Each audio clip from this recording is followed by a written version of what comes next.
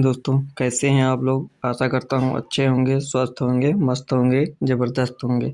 आइए दोस्तों, आज की क्लास जीके और जीएस की प्रैक्टिस सेट नंबर 16 है, जो एसएससी जीडी और एसएससी एमटीएस के लिए बहुत ही महत्वपूर्ण है और वनडे एग्ज़ाम के लिए भी बहुत ही महत्वपूर्ण है ये क्लास। दोस्तों, जितने लोग जुड़ चुके हैं वो लोग क्लास को लाइक कर दें और अपने दोस्तों, रिश्तेदारों, जिनको आवश्यकता हो उनको क्लास शेयर भी कर दें। दोस्तों, दूसरों को भी फ़ायदा पहुंचाना चाहिए। दोस्तों, भेज दें, शेयर कर दें क्लास को एक बार। आइए आज की क्लास को स्टार्ट करते हैं मोटिवेशनल थॉट के साथ। पाना है अगर लक्ष्य को, फिर तो तुझे पढ़ना होगा। पाना है अगर लक्ष्य को, फिर तो तुझे पढ़ना होगा। रातों की सुकून वाली नींदों से तुझे लड़ना होगा। दोस्तों, अगर लक्ष्य को पाना है तो दोस्तों नींद को त्यागना होगा। दोस्तों, पढ़ना होगा।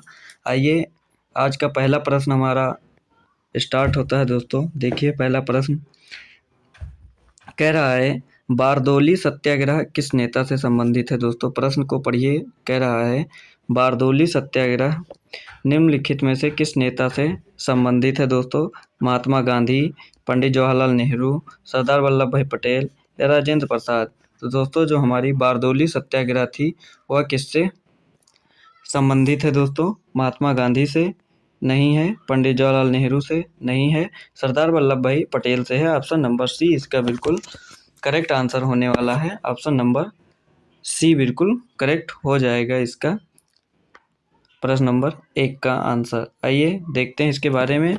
बारदौली सत्याग्रह 12 जून 1928 को शुरू हुआ था। कब शुरू हुआ था बारदौली सत्याग्रह। दोस्तों, 12 जून 1928 ईस्वी को हमारा बारदौली सत्याग्रह आंदोलन शुरू हुआ था। 12 जून 1928 को यह आंदोलन गुजरात के बारदौली में हुआ था। कहाँ पे हुआ था दोस्तों? बारदौली में हुआ था, तभी इसका नाम बारदौली सत्याग्रह पड़ा।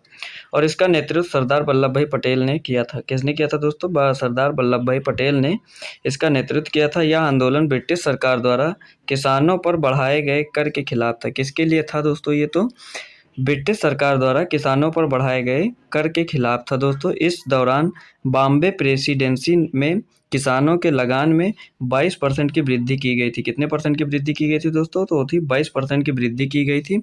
किसानों ने कर की बढ़ोतरी को रद्द कराने की मांग की थी इस बारदौली सत्याग्रह के जरिए। आइए अगला प्रश्न देखते हैं, प्रश्न नंबर 2।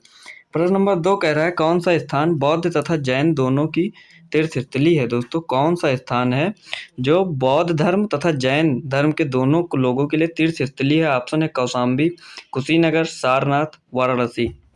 दोस्तों, तो जो इसका सही उत्तर है वो हो जाएगा हमारा कौशाम्बी। जो कौशाम्बी है वहाँ पे बौद्ध धर्म और जैन धर्म की दोनों लोगों की तीर्थ स्थली है। दोस्तों, और जो इसमें से सारनाथ है दोस्तों, यहाँ पे बुद्ध ने अपना पहला उपदेश दिया था। कहाँ पे? सारनाथ में बुद्ध ने अपना पहला उपदेश दिया था। आइए, गौतम बुद्ध के समय कौशाम्बी भारत के सबसे महत्वपूर्ण शहरों में से एक था। गौतम बुद्ध के समय में जो कौशाम्बी था दोस्तों, वो महत्वपूर्ण शहरों में से एक था। कौन सा? कौशाम्बी। और कौशाम्बी वत्स महाजनपद की राजधानी थी। कहाँ किसकी राजधानी थी दोस्तों?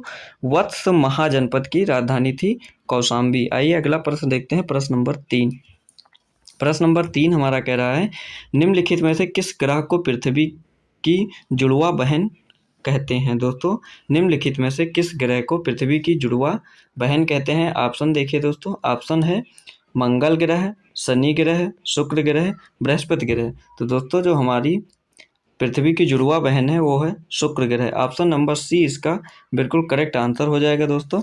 और मंगल ग्रह को हम किस नाम से जानते हैं दोस्तों? एक लाल ग्रह के नाम से भी मंगल ग्रह को जानते हैं। किस नाम से? लाल ग्रह के नाम से मंगल ग्रह को जानते हैं। आइए, शुक्र को चमकीला ग्रह भी कहते हैं दोस्तों, शुक्र को चमकीला ग्रह भी कहते हैं। आइए अगला प्रश्न देखते हैं, प्रश्न नंबर 4। प्रश्न नंबर 4 कह रहा है, हमारा बहुत बढ़िया क्वेश्चन है दोस्तों। प्रश्न नंबर 4 हमारा कह रहा है, डिस्कवरी ऑफ इंडिया पुस्तक को किसने लिखा था। जो हमारी डिस्कवरी ऑफ इंडिया पुस्तक थी इसको किसने लिखा था दोस्तों? ऑप्शन है पंडित जवाहरलाल नेहरू ने, महात्मा गांधी ने, सुभाष चंद्र बोस ने या इंदिरा गांधी ने। तो दोस्तों, जो हमारी डिस्कवरी ऑफ इंडिया पुस्तक थी वह लिखी थी हमारे पंडित जवाहरलाल नेहरू ने। किसने लिखी थी दोस्तों? लिखी थी उसको पंडित जवाहरलाल नेहरू ने। पीटी नेहरू ने इसको लिखा था दोस्तों। पंडित जवाहरलाल नेहरू ने डिस्कवरी ऑफ इंडिया पुस्तक को लिखा था दोस्तों। आप लोग कमेंट बॉक्स में बताइएगा दोस्तों कि हिंद स्वराज पुस्तक किसने लिखी थी दोस्तों, कौन सी पुस्तक? कमेंट बॉक्स में आप लोग जल्दी जल्दी बताइएगा आंसर इसका।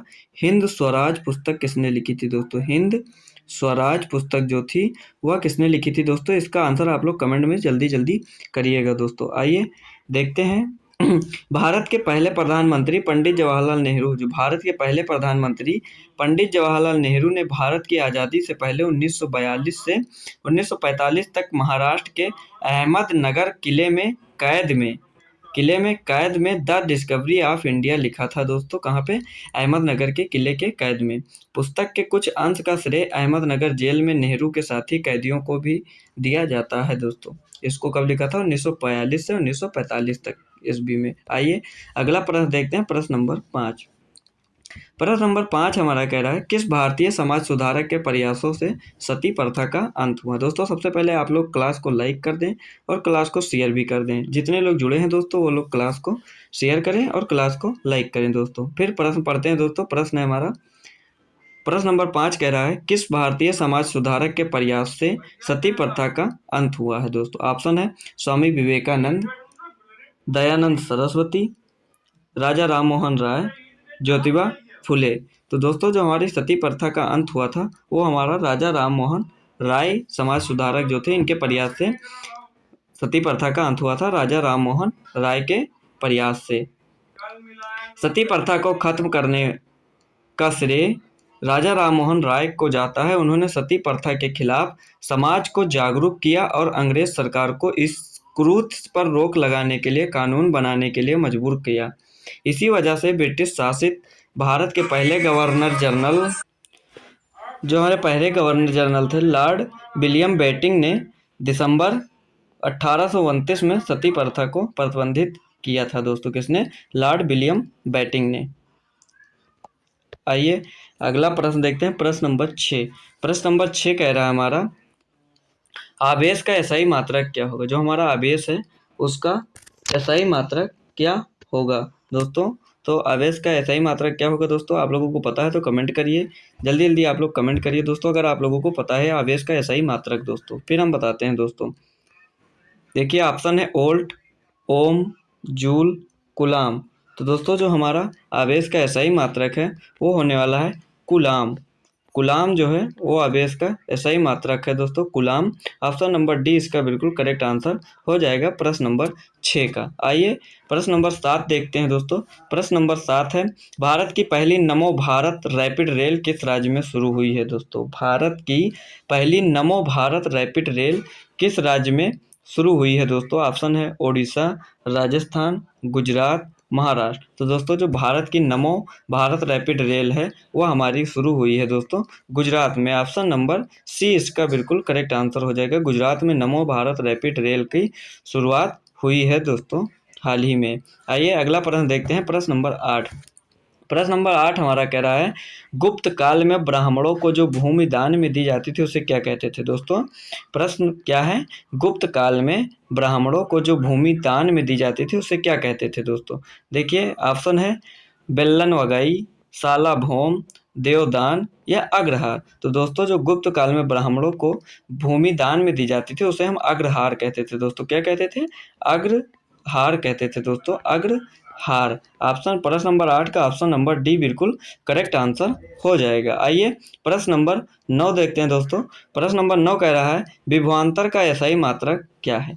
विभवांतर का एसआई मात्रक क्या होता है? ऑप्शन है जूल, एम्पियर, वोल्ट या वाट। तो दोस्तों जो विभवांतर का एसआई मात्रक है वो हमारा हो जाएगा वोल्ट। जो वोल्ट है वह विभवांतर का एसआई मात्रक है दोस्तों, ये आप लोग याद कर लीजिएगा।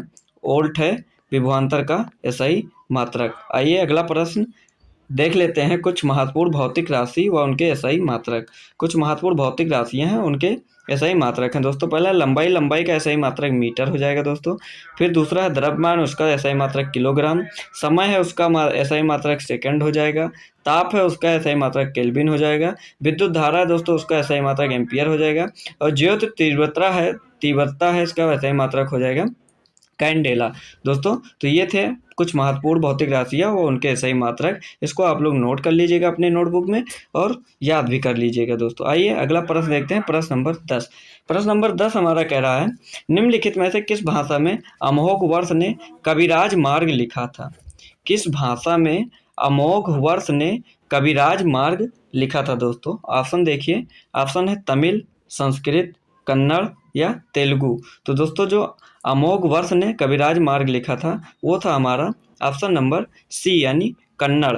कन्नड़ में कविराज मार्ग लिखा गया था, कन्नड़ भाषा में। आइए अगला प्रश्न देखते हैं, प्रश्न नंबर 11। प्रश्न नंबर 11 दोस्तों कह रहा है, क्रिकेट में दोनों विकेटों के बीच की दूरी क्या होती है? दोस्तों क्रिकेट में जो दोनों विकेटों के बीच की दूरी कितनी होती है दोस्तों? जैसे ये पिच हो गई, एक स्टंप यहाँ पे लगा है, एक स्टंप यहाँ पे लगा है, तो दोनों विकेटों की दूरी कितनी होती है दोस्तों? तो ये आप लोग बताइए दोस्तों कितनी दूरी होती है दोस्तों? तो इसकी दूरी जो है, ऑप्शन देख लीजिए, ऑप्शन कह रहा है 20 गज, 19 गज, 22 गज, 26 गज। तो दोस्तों जो दोनों विकेटों की दूरी होती है वो होती है हमारी 22 गज। 22 गज की दूरी होती है। ऑप्शन नंबर डी इसका बिल्कुल करेक्ट आंसर हो जाएगा। आइए, क्रिकेट में दो विकेटों के बीच की दूरी 22 गज होती है। कितनी होती है दोस्तों? 22 गज की होती है और दोनों ओर एक स्टंप होता है। विकेटों क्रिकेट के मैदान क्रमशः 20.12 मीटर लंबा और 3.05 मीटर चौड़ा। क्रिकेट के खेल को खेलने के लिए एक बड़े मैदान का उपयोग किया जाता है। क्रिकेट के मैदान के बीच में 22 गज लंबी और 10 फुट चौड़ी पिच बनाई जाती है दोस्तों। प्रत्येक स्टंप की ऊंचाई 28 इंच होती है। विकेट के ऊपर 0.5 इंच मोटी बेल द्वारा 4.5 इंच लंबाई होती है विकेटों के ऊपर। दोस्तों आइए अगला प्रश्न देखते हैं, प्रश्न नंबर 12। प्रश्न नंबर 12 हमारा कह रहा है, सुधारक हेनरी बिनियन डेजोरियो जुड़े थे। जो सुधारक हेनरी बिबियन डेजोरियो थे वो किससे जुड़े हुए थे दोस्तों? ऑप्शन देख लीजिए। ऑप्शन कह रहा है अकाली आंदोलन, अहमदिया आंदोलन, यंग बंगाल आंदोलन और शुद्धि आंदोलन। तो दोस्तों जो हमारे सुधारक हेनरी बिबियन डेजोरियन थे वो जुड़े थे हमारे यंग बंगाल आंदोलन से। किससे जुड़े होते दोस्तों? यंग बंगाल आंदोलन से जुड़े हुए थे दोस्तों। कौन? हेनरी बिबियन डेरोजियो दोस्तों। आइए इसका ऑप्शन नंबर सी बिल्कुल करेक्ट आंसर हो जाएगा। यंग बंगाल आंदोलन के नेता और प्रेरक युवा आंग्ल भारतीय हेनरी बिबियन डेरोजियो थे। 1820 और से 1830 के दशक के अंत में बंगाली बुद्धिजीवियों के बीच एक कट्टरपंथी प्रवृत्ति पैदा हुई। यह प्रवृत्ति राजा राममोहन राय की विचारधारा से भी अधिक आधुनिक थी और इसे यंग बंगाल मूवमेंट के नाम से जाना जाता है। आइए अगला प्रश्न देखते हैं, प्रश्न नंबर 13। प्रश्न नंबर 13 हमारा कह रहा है, संथाल नामक आदिवासी समूह ने विद्रोह किया था। कब विद्रोह किया था दोस्तों? किस सन में विद्रोह किया था संथाल नामक आदिवासियों ने? 1876 में, 1855 में, 1896 में या 1860 ईस्वी में? तो दोस्तों जो संथाल नामक आदिवासी जो समूह था उसने जो विद्रोह किया था वो किया था 1855 ईस्वी में। 1855 ईस्वी में संथाल नामक आदिवासियों ने विद्रोह किया था दोस्तों। आइए देखते हैं संथाल विद्रोह कौन था। संथाल विद्रोह 1856 में शुरू हुआ था। कब शुरू हुआ था दोस्तों? 1855 या 56 में शुरू हुआ था। 1793 के स्थायी भूमि बंदोबस्त की शुरुआत के कारण ब्रिटिश लोगों ने संथालों से वह जमीन छीन ली जिस पर वे सदियों से खेती कर रहे थे दोस्तों। किसने? 1793 के स्थायी भूमि बंदोबस्त की शुरुआत के कारण जो ब्रिटिश लोग थे उन्होंने संथालों की जमीन छीन ली थी जिस पर वो सदियों से खेती कर रहे थे। जमींदारों, साहूकारों, यूरोपियों और इसलिए ब्रिटिश सरकार के अधिकारियों ने संपत्ति कर बढ़ा दिया और किसानों को शोषण किया। संपत्ति कर बढ़ा दिया और किसानों का शोषण किया था। 30 जून 1855 को दो संथाल भाइयों सिद्ध और कान्हू मुर्मू ने 10,000 संथालों को संगठित किया और अंग्रेजों के खिलाफ विद्रोह की घोषणा कर दी। दोस्तों 10,000 संथालों को इकट्ठा किया और अंग्रेजों के खिलाफ विद्रोह की घोषणा कर दी। और कब की थी? 1855 ईस्वी में। आइए अगला प्रश्न देखते हैं, प्रश्न नंबर 14। प्रश्न नंबर 14 हमारा कह रहा है दोस्तों, निम्नलिखित भारतीय स्वतंत्रता सेनानी के में से कौन प्रसिद्ध समाचार पत्र द हितवाद के संस्थापक हैं? दोस्तों ये जो 4 ऑप्शन दिए गए हैं इसमें से कौन से वो महान भाव हैं जो द हितवाद के संस्थापक थे दोस्तों? ऑप्शन है अरबिंदो घोष, बाल गंगाधर तिलक, गोपाल कृष्ण गोखले या डॉक्टर जेम्स आंगस्टस हिक्की। तो दोस्तों जो द हितवाद पुस्तक समाचार पत्र था उसके संस्थापक थे Gopal Krishna Gokhale. Option number C इसका बिल्कुल करेक्ट आंसर हो जाएगा प्रश्न नंबर 14 का। आइए देखते हैं, प्रसिद्ध समाचार पत्र द हितवाद की स्थापना भारतीय स्वतंत्रता सेनानी गोपाल कृष्ण गोखले ने की थी। किसने की थी दोस्तों इसकी स्थापना समाचार पत्र की? गोपाल कृष्ण गोखले ने। हितवाद एक अंग्रेजी दैनिक समाचार पत्र था। कौन सा था दोस्तों? अंग्रेजी दैनिक समाचार पत्र था। इसे 1911 में स्थापित किया गया था। कब किया गया था दोस्तों? 1911 में स्थापित किया गया था। आइए अगला प्रश्न देखते हैं, प्रश्न नंबर 15। प्रश्न नंबर 15 हमारा कह रहा है, किस मुगल सम्राट को जिंदा पीर कहा जाता है? दोस्तों बहुत बढ़िया प्रश्न है दोस्तों। किस सम्राट को जिंदा पीर कहा जाता था? ऑप्शन ए है हुमायूं, जहांगीर, अकबर, औरंगजेब। तो दोस्तों जो मुगल सम्राट हमारे थे औरंगजेब हमारे मुगल सम्राट थे, उनको जिंदा पीर कहा जाता था दोस्तों। इसका ऑप्शन नंबर डी बिल्कुल करेक्ट आंसर हो जाएगा। औरंगजेब को जिंदा पीर कहा जाता था। आइए, उसने खुद को आलमगीर की उपाधि दी थी दोस्तों। जो कौन से थे दोस्तों? औरंगजेब जो थे वो अपने खुद को आलमगीर की उपाधि दी थी, उसे जिंदा पीर कहा जाता था। औरंगजेब के समय में मुगल साम्राज्य जो था सबसे बड़ा था दोस्तों। औरंगजेब के समय में मुगल साम्राज्य सबसे बड़ा था। उसके समय में सार्वजनिक स्थान पर शराब और भांग बेचना और पीना प्रतिबंधित था दोस्तों। उसने जो सबसे अच्छा काम था दोस्तों, सार्वजनिक जगह पे शराब और भांग बेचना पीना प्रतिबंधित था दोस्तों। औरंगजेब बीड़ा बजाता था दोस्तों, वो बीड़ा वादक था औरंगजेब। उसने 1679 में जजिया कर शुरू किया था दोस्तों। जजिया कर शुरू किया था किसने? औरंगजेब ने 1679 ईस्वी में। आइए अगला प्रश्न देखते हैं, प्रश्न नंबर 16।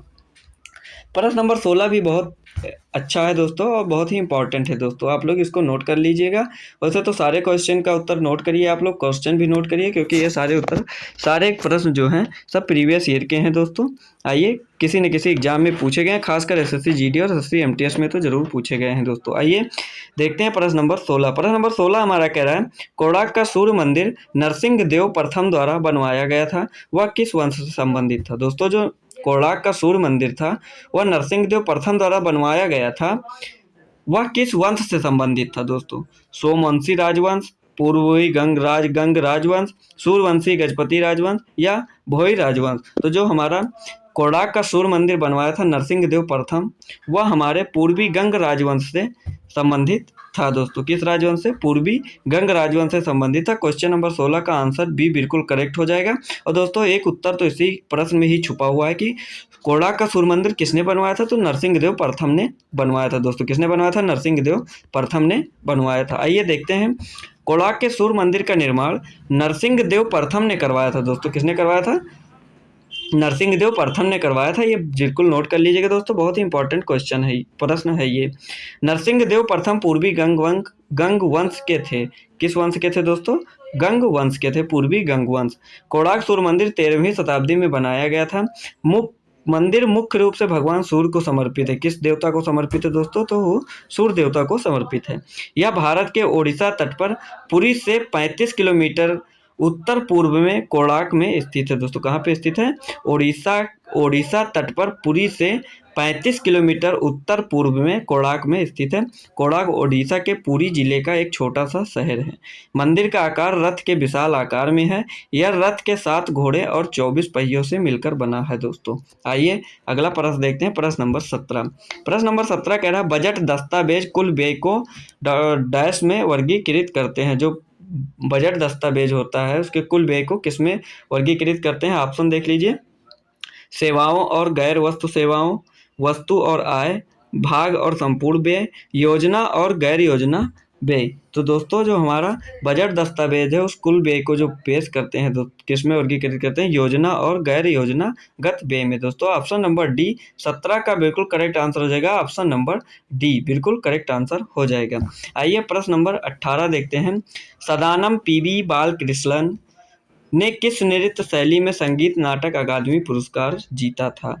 बहुत अच्छा क्वेश्चन दोस्तों, पुरस्कार से संबंधित है दोस्तों। इसको भी आप लोग याद करिए, सारे पुरस्कार जितने दिए गए हैं दोस्तों आप याद कर लीजिए। नृत्य शैली में दोस्तों, क्योंकि ये कई क्वेश्चन लगभग जितने प्रैक्टिस सेट हम करवा रहे हैं उसमें ज़रूर एक ना एक पुरस्कार नृत्य शैली से ज़रूर पूछा जा रहा है दोस्तों। तो इसका मतलब है कि आगे भी ये पूछा जाएगा दोस्तों। आइए देखते हैं प्रश्न क्या है।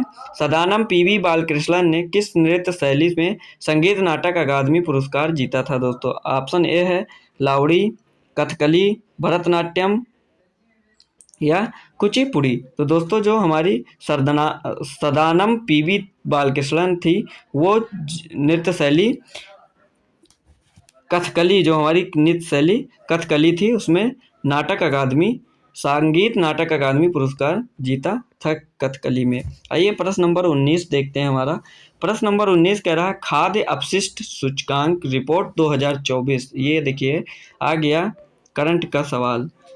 खाद्य अपशिष्ट सूचकांक रिपोर्ट 2024 हाल ही में समाचारों में रही, इसे किसके द्वारा जारी किया गया था? जो खाद्य अपशिष्ट सूचकांक रिपोर्ट 2024 थी वो किसके द्वारा जारी की गई थी दोस्तों? विश्व स्वास्थ्य संगठन, खाद्य और कृषि संगठन, विश्व बैंक या संयुक्त राष्ट्र पर्यावरण कार्यक्रम। तो दोस्तों, जो इसका सही उत्तर है वो ऑप्शन नंबर डी बिल्कुल करेक्ट हो जाएगा।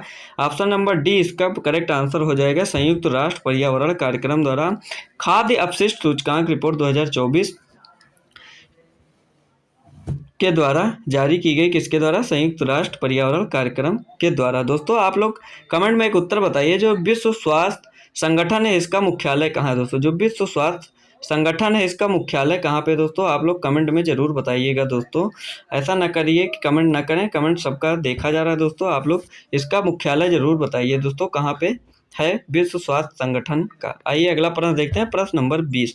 प्रश्न नंबर 20 कह रहा है वर्ष 2024 का अंतर्राष्ट्रीय संस्कृत पुरस्कार किसे मिला? वर्ष 2024 का अंतर्राष्ट्रीय संस्कृत पुरस्कार किसे मिला? तो दोस्तों, मनोज कुमार द्विवेदी, अजय कुमार दिबे, मीना चरांदा या आनंद कुमार सरकार। तो दोस्तों, जो अंतर्राष्ट्रीय संस्कृति पुरस्कार है वो मिला है मीना चरांदा को दोस्तों। ऑप्शन नंबर सी प्रश्न नंबर 20 का बिल्कुल करेक्ट आंसर हो जाएगा, ऑप्शन नंबर सी। आइए प्रश्न नंबर 21 देखते हैं दोस्तों। प्रश्न नंबर 21 कह रहा है जब मेंडलीव ने अपना कार्य प्रारंभ किया तो कितने तत्व ज्ञात थे? जब मेंडलीव ने अपनी आवर्त सारणी बनाने का कार्य प्रारंभ किया था दोस्तों, तब कुल कितने तत्व ज्ञात थे? ऑप्शन है 73, 53, 63, 93। तो दोस्तों, जब मेंडलीव ने अपना कार्य प्रारंभ किया था तब 63 तत्व ज्ञात थे। कितने तत्व ज्ञात थे? कुल 63 तत्व ज्ञात थे मेंडलीव ने जब अपना कार्य प्रारंभ किया था दोस्तों। प्रश्न नंबर 21 का ऑप्शन नंबर सी बिल्कुल करेक्ट आंसर हो जाएगा। आइए प्रश्न नंबर 22 देखते हैं दोस्तों। प्रश्न नंबर 22 कह रहा है प्रसिद्ध सितार वादक पंडित रविशंकर को, जो हमारे प्रसिद्ध सितार वादक थे पंडित रविशंकर को किस वर्ष भारत रत्न से सम्मानित किया गया? ऑप्शन है 1998, 1999, 1996, 1995। जो प्रसिद्ध सितार वादक पंडित रविशंकर थे उनको भारत रत्न से 1999 में सम्मानित किया गया था। कब दोस्तों? 1999 में इनको सम्मानित किया गया था दोस्तों। ऑप्शन नंबर बी इसका बिल्कुल करेक्ट आंसर हो जाएगा प्रश्न नंबर 22 का। आइए अगला प्रश्न देखते हैं। प्रश्न 23 में कह रहा है डैश में अपने मद्रास सत्र में भारतीय राष्ट्रीय कांग्रेस ने भारत के लिए एक संविधान का मसौदा तैयार करने के लिए एक सर्वदलीय सम्मेलन की स्थापना की थी? किस वर्ष में अपने मद्रास सत्र में भारतीय राष्ट्रीय कांग्रेस ने भारत के लिए एक संविधान मसौदा तैयार करने के लिए एक सर्वदलीय सम्मेलन की स्थापना की थी? किस वर्ष में दोस्तों? ऑप्शन है 1922, 1932, 1927 या 1915 में। तो दोस्तों, इसका सही उत्तर हो जाएगा 1927 में मद्रास सत्र में भारतीय राष्ट्रीय कांग्रेस ने भारत के लिए एक संविधान का मसौदा तैयार करने की सर्वदलीय सम्मेलन की स्थापना की थी। किस वर्ष में? 1927 ईस्वी में दोस्तों। 1927 ईस्वी में सर्वदलीय सम्मेलन की स्थापना की थी कांग्रेस ने। आइए अगला प्रश्न, इस प्रश्न के बारे में कुछ देख लेते हैं दोस्तों। सत्र की अध्यक्षता मुख्तार अहमद अंसारी ने की थी। जो ये सत्र था उसकी अध्यक्षता किसने की थी? अहमद अंसारी ने की थी। और इसने भारत के राज्य सचिव लॉर्ड बिरकेनहेड को एक ऐसे संविधान का प्रारूप तैयार करने की चुनौती दी जो भारतीय जनता को स्वीकार हो। आइए अगला प्रश्न देखते हैं। प्रश्न नंबर 24। प्रश्न नंबर 24 कह रहा है अर्थव्यवस्था के प्रत्येक क्षेत्र द्वारा सकल घरेलू उत्पाद में किए गए योगदान को सकल घरेलू उत्पाद की कहा जाता है दोस्तों। ऑप्शन संरचनात्मक संरचना, जो हमारी संरचनात्मक संरचना, नाम मात्र संरचना, जीडीपी या वास्तविक संरचना।